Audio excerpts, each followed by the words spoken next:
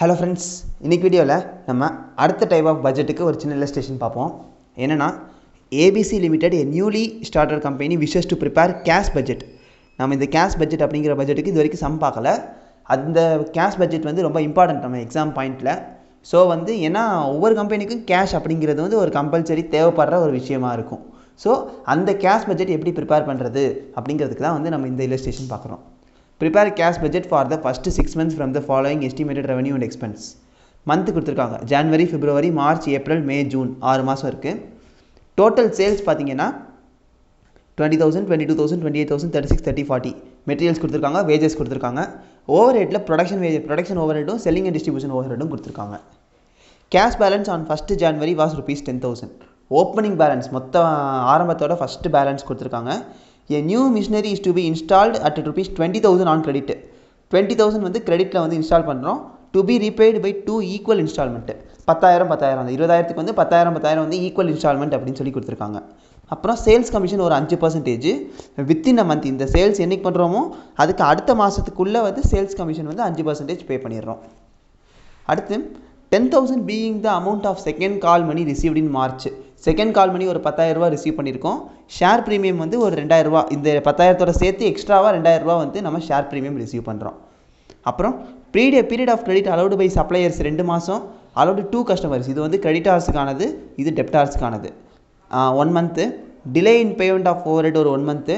Delay in payment of wages ஒரு 1/2 month. அதில் cash sales வந்து 50% அப்படின்னு சொல்கிறாங்க. இப்போ என்ன ப்ரிப்பேர் பண்ணணும்? நம்ம கேஷ் பட்ஜெட் நம்ம ப்ரிப்பேர் பண்ணணும். கேஷ் பட்ஜெட்டுக்கு ஃபார்மேட் இது தான். பர்டிகுலர்ஸு அப்புறம் 6 மாதம் எத்தனை மாதத்துக்கு தேவையோ அத்தனை மாதத்துக்கு வந்து நம்ம மந்த்து போட்டுக்கிறோம். ஓப்பனிங் பேலன்ஸ் கொஸ்டினில் நமக்கு கிளியராக கொடுத்துட்டாங்க. Cash balance on 1st January அப்படின்னு சொல்லி. இதுலேருந்து நம்ம என்ன பண்ணணும்னா ரிசிப்ட்டு, பணம் எதெல்லாம் உள்ளே வருதோ அதை ஃபுல்லாக ஆட் பண்ண போகிறோம். பணம் வெளியே போகிறத ஃபுல்லாக என்ன பண்ண போகிறோம்? மைனஸ் பண்ண போகிறோம். ஸோ ஃபஸ்ட்டு ரிசிப்ட், பணம் எது மூலமாக உள்ளே வரும்? சேல்ஸ் மூலமாக உள்ளே வரும். டோட்டல் சேல்ஸில் 50% தான் வந்து கேஷ் சேல்ஸ்னு சொல்கிறாங்க. ஸோ டோட்டல் சேல்ஸில் 50%. 20,000ல் 50% 10,000, 22ல் 50% 11,000, 28ல் 50% 14,000, 36ல் 50% 18,000, 30,000ல் 50% 15,000 அண்ட் 40,000ல் 50% 20,000. சேல்ஸ் போட்டாச்சு. அடுத்து கலெக்ஷன் ஃப்ரம் டெட்டார்ஸ் என்னன்னு பார்த்தீங்கன்னா கிரெடிட் சேல்ஸ். ஸோ 50% வந்து கேஷ் சேல்ஸாக இருந்துச்சுன்னா மீதி இருக்கிற 50% என்னவாக இருக்கும்? கிரெடிட் சேல்ஸாக தான் இருக்கும். ஸோ மீதி இருக்கிற 50% வந்து கிரெடிட் சேல்ஸ். இந்த கிரெடிட் சேல்ஸுக்கு டிலே எவ்வளோன்னு பார்த்தீங்கன்னா ஒரு 1 மந்த்து. ஸோ இந்த 10,000 வந்து கேஷ் சேல்ஸில் எப்படி நம்ம அந்த மாதத்துலேயே ரிசீவ் பண்ணிடுவோமோ கிரெடிட் சேல்ஸில் என்ன பண்ண முடியும்? அடுத்த மாதத்தில் தான் ரிசீவ் பண்ண முடியும். ஸோ ஜான்வரிக்கு மந்த்துக்கான கிரெடிட் சேல் 10,000 வந்து பிப்ரவரியில், பிப்ரவரிக்கான 11,000 வந்து மார்ச்சில், மார்ச்சுக்கான 14,000 வந்து ஏப்ரலில், ஏப்ரலுக்கான 18,000 வந்து மேக்கான 15,000 வந்து ஜூனில், ஜூனுக்கான ஜூலையில் போய்டும். ஜூலை நம்ம தேவையில்லாதனால நம்ம காமிக்கல. இதுதான் வந்து கலெக்ஷன் ஃப்ரம் டெட்டார்ஸு. அடுத்து சேல்ஸ் கமிஷன்லாம் பெய்டில் வர வேண்டியது, அப்புறம் ஈக்குவல் இன்ஸ்டால்மெண்ட்ஸும் பே பண்ண வேண்டியது. இங்கே நம்ம ரிசீவ் பண்ணியிருக்கோம். என்னது? செகண்ட் கால் மணி வித்து செக்யூரிட்டி ப்ரீமியம் வந்து ஒரு 12,000, 10,000 + 2,000 12,000. அது ஒரு எக்ஸ்ட்ரா ரிசிப்ட் 12,000 ரிசிப்ட் பண்ணியிருக்கோம். இப்போ ஆட் பண்ணுறோம் 20,000, இது 10,000 + 10,000 20,000. இதுக்கான கேஷ் பேலன்சஸ்லாம் பார்த்தீங்கன்னா நமக்கு வந்து இப்போ கிடைக்காது.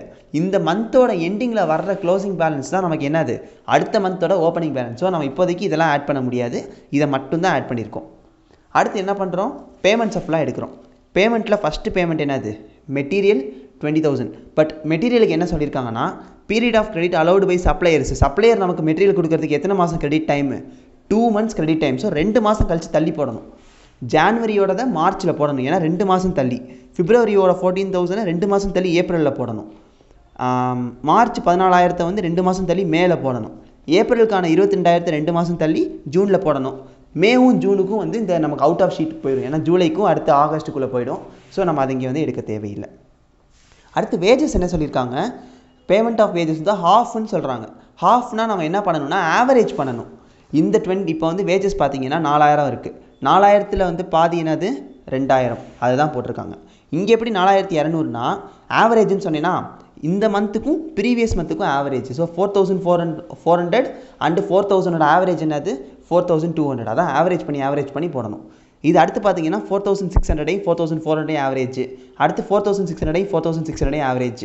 நெக்ஸ்ட்டு 4600 4000 ஆவரேஜ், அடுத்து 4000 5000 ஆவரேஜ். இந்த மாதிரி ஆவரேஜ் பண்ணி போடுறது தான் என்னது வேஜஸ். ஏன்னா என்ன சொல்லியிருக்காங்க, டிலே இன் பேமெண்ட் வந்து ஹாஃப் மந்த்னு சொல்லியிருக்காங்க, அதனால் வந்து ஹாஃபாக போடுறோம். ஓவர் ஹெட்டுக்கு எவ்வளோ நமக்கு வந்து டிலே கொடுத்துருக்காங்க, 1 மந்த்து கொடுத்துருக்காங்க. ஸோ ஒரு மாதம் தள்ளி போடணும்.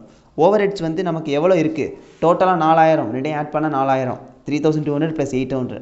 அந்த 4000 ஒரு மாதம் தள்ளி போடணும். விச் மீன்ஸ் ஜான்வரிக்கான 4000 பிப்ரவரியில், பிப்ரவரிக்கான 4200 மார்ச்சில், மார்ச்சுக்கான 4300 ஏப்ரலில், அப்புறம் ஏப்ரலுக்கான 4500 மேல, மேக்கான 4100 ஜூனில். இந்த மாதிரி ஒரு மாதம் தள்ளி போடணும். இதுதான் வந்து நெக்ஸ்ட்டு ஓவர் ஹெட்கானது. அடுத்து என்ன சொல்லியிருக்காங்க, சேல்ஸ் கமிஷன் வந்து ஒரு 5% வந்து நம்ம பே பண்ணணும் அப்படின்னு சொல்லியிருக்காங்க. சேல்ஸ் கமிஷன் எவ்வளோ, 5% on total sales. 5% on total சேல்ஸ்னால் 5% ஆன் 20,000. 20,000க்கு 5%னா எவ்வளோ, ₹1000. அந்த 1000 என்ன பண்ணணும், ஒரு மாதத்துக்குள்ளே ரீபே பண்ணிடணும். ஸோ ஜான்வரிக்கானதை பிப்ரவரியில், பிப்ரவரிக்கானதை மார்ச்லன்னு சொல்லி ஒரு மாதம் தள்ளி போடுறோம். நெக்ஸ்ட் இப்போ 22,000 × 5% 1100. அது பிப்ரவரி மந்தோட சேல்ஸ் கமிஷனு. அதை நம்ம எதில் போடணும், மார்ச் மந்தில் போடணும். அதே மாதிரி மார்ச் மந்த்துக்கான சேல்ஸ் கமிஷனை ஏப்ரல் மந்தில் போடணும், ஏப்ரலுக்கானதை மேலே போடணும், மேக்கானதை ஜூனில் போடணும். இந்த மாதிரி ஒரு மாதம் தள்ளி போடணும். ஏன்னா என்ன சொல்லியிருக்காங்கன்னா, to be paid within a month following the actual சேல்ஸ்னு சொன்னதுனால நம்ம ஒரு மாதம் தள்ளி போடுறோம். நெக்ஸ்ட்டு இன்ஸ்டாலேஷன் ஆஃப் மிஷினரி வந்து 20,000 ஆன் கிரெடிட்னு சொல்கிறாங்க. ஆனால் அந்த 20,000 ஆன் கிரெடிட் நமக்கு மேட்டர் இல்லை. எப்போ கேஷாக மாறுது, அது மார்ச்லையும் ஏப்ரல்லையும் ஈக்குவல் இன்ஸ்டால்மெண்ட்டாக பே பண்ணுறோம். அந்த மந்த்துக்கு தான் அது வந்து ஒரு பேமெண்ட்டு. ஸோ 20,000 ஈக்குவல் இன்ஸ்டால்மெண்ட்டாக பிரித்தா 10,000 மார்ச்சுக்கு ஒரு 10,000, ஏப்ரலுக்கு ஒரு 10,000. அதுதான் வந்து அடுத்த பேமெண்ட்டு. இப்போது இந்த எல்லா பேமெண்ட்டையும் நம்ம ஆட் பண்ணி எழுதிக்கலாம். ஏன்னா வந்து நம்ம வந்து ரிசிப்ட்லேருந்து அதை சப்ட்ராக்ட் பண்ண போகிறோம். இதெல்லாம் தான் நமக்கு கிடைச்ச வேல்யூஸ். ஆட் பண்ணிக்கோங்க நீங்கள்.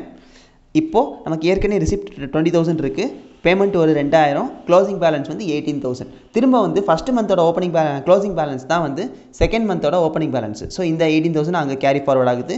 எல்லாத்தையும் ஆட் பண்ணுறோம், பேமெண்ட்டை சப்ட்ராக்ட் பண்ணுறோம், க்ளோசிங் கிடைக்குது. திரும்ப இந்த செகண்ட் மந்த் பிப்ரவரி மந்தோட க்ளோசிங் வந்து மார்ச் மந்தோட ஓப்பனிங்.